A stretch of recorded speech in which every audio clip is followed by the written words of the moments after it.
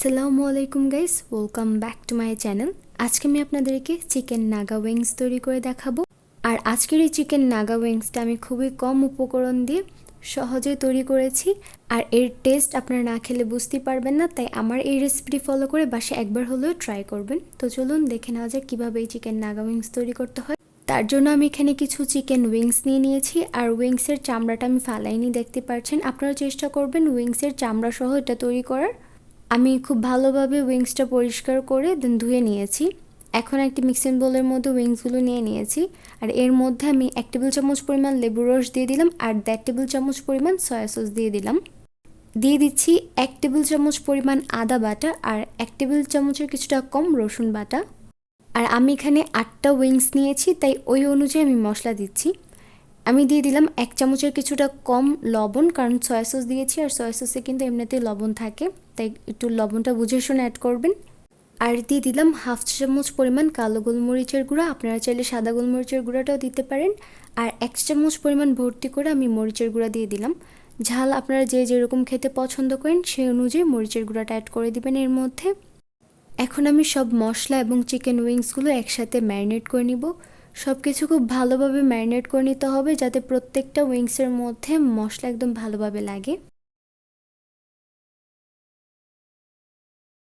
উইংসগুলো খুব ভালোভাবে ম্যারিনেট করে নেওয়ার পর আমি এইভাবে উইংসগুলো 30 মিনিটের জন্য রেস্টে রেখে দিব।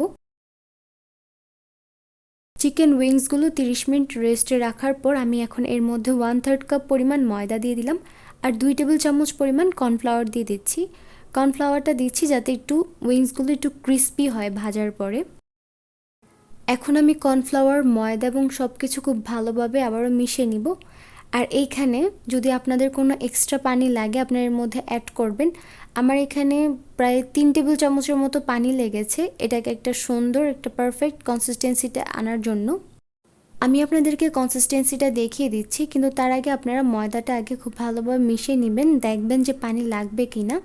যদি দেখেন যে পানি লাগবে তখন গিয়ে পানিটা অ্যাড করবেন।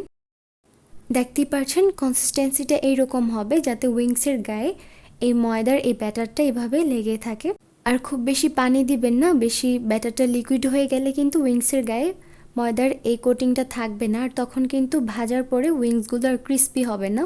এখন উইংসগুলো ভেজে নেওয়ার জন্য একটি প্যানের মধ্যে আমি তেল গরম করে নিয়েছি আর তেলটা খুব ভালোভাবে গরম করে নিতে হবে। আর আমি মোটামুটি একটু ডুবো তেলে উইংসগুলো ভেজে নিচ্ছি। আমি এখানে কিছু উইংস দিয়ে দিলাম। এখন আমি চুলার আঁচ মিডিয়ামে রেখে উইংসগুলো ভেজে নিব। আমি 2 পাশ উল্টিয়ে পাল্টিয়ে লালচে কালার করে চিকেন উইংসগুলো খুব ভালোভাবে ভেজে নিব। চুলার আঁচ হাইতে করে কিন্তু এটা ভাজতে যাবে না, না হলে কিন্তু ময়দার উপরে কোটিংটা তাড়াতাড়ি পুড়ে যাবে এবং উইংসের ভেতরটা কিন্তু সেদ্ধ হবে না। আমার উইংসগুলো ভাজা হয়ে গেছে, দেখতেই পাচ্ছেন 2 পাশ কত সুন্দর লালচে কালার চলে এসেছে। এখন আমি সবগুলো উইংস তেল থেকে তুলে নিব। এখন আমি ওই একই ফ্রাইং প্যানে কিছুটা তেল দিয়ে দিলাম। আপনারা এখানে তেলের জায়গায় বাটারও দিতে পারেন, তাহলে কিন্তু একটা সুন্দর ফ্লেভার আসবে। আমি এখানে 2 চা চামচ পরিমাণ রসুন কুচি দিয়ে দিলাম। রসুন কুচিটা হালকা একটু ভেজে নিচ্ছি, আর অবশ্যই কিন্তু এর মধ্যে রসুন কুচি দিতে হবে। এখন আমি এর মধ্যে 2 টেবিল চামচ পরিমাণ পেঁয়াজ কুচি দিয়ে দিলাম। পেঁয়াজ কুচিটা না দিলেও হবে, আমি জাস্ট একটু ফ্লেভার আসার জন্য পেঁয়াজ কুচিটা দিলাম। এখন যতক্ষণ না পর্যন্ত রসুনের মধ্যে একটা ব্রাউন কালার চলে আসবে এবং রসুনের যে ভাজা একটা ফ্লেভার চলে আসবে ততক্ষণ একটু এটা ভেজে নিব। এখন রান্নার প্রথম থেকে শেষ পর্যন্ত চুলা আঁচ মিডিয়ামেই রাখতে হবে। আর পেঁয়াজটা অত না ভাজলে হবে, কিন্তু রসুনটা ব্রাউন কালার করে ভেজে নিতে হবে। আর এইখানে আমি একটু এক্সট্রা 1/2 টেবিল চামচের মতো চিলি ফ্লেক্স দিয়েছি। আর এখন আমি একটু এগুলো ভেজে নিচ্ছি। আর এরই মধ্যে কিন্তু রসুনের একটা ভাজা ফ্লেভার চলে এসেছে। এখন আমি এর মধ্যে 1/3 কাপ পরিমাণ টমেটো সস দিয়ে দিচ্ছি। টমেটো সসটা দিয়ে দেওয়ার পর আমি সব কিছুর সাথে একটু নেড়ে চেড়ে মিশিয়ে নিচ্ছি। এখন আমি এর মধ্যে 1/4 কাপ পরিমাণ সয়া সস দিয়ে দিচ্ছি। এখন আমি সব কিছু খুব ভালোভাবে মিশিয়ে নিব। আর এই পর্যায়ে বেশিক্ষণ চুলার উপরে রেখে রান্না করার দরকার নেই। যখন সব কিছু খুব ভালোভাবে মিশিয়ে নেওয়া হয়ে যাবে তখন এর মধ্যে আগে থেকে ভেজে রাখা চিকেন উইংসগুলো দিয়ে দিচ্ছি। এখন আমি চিকেন উইংসগুলো সসের সাথে খুব ভালোভাবে মিশিয়ে নিব। আর যখন চিকেন উইংসগুলো খুব ভালোভাবে মিশিয়ে নেওয়া হয়ে যাবে তখন কিন্তু চুলাটা বন্ধ করে দিবেন। তখন কিন্তু চুলার উপর এটা বেশিক্ষণ রেখে রান্না করা যাবে না। দেখতেই পাচ্ছেন আমি চিকেন উইংসগুলো সসের সাথে খুব ভালোভাবে মিশিয়ে নিয়েছি। এখন আমি চুলাটা বন্ধ করার আগে এর মধ্যে নাগা মরিচ বা বোম্বাই মরিচ যেটাই বলেন না কেন সেটা দিয়ে দিচ্ছি।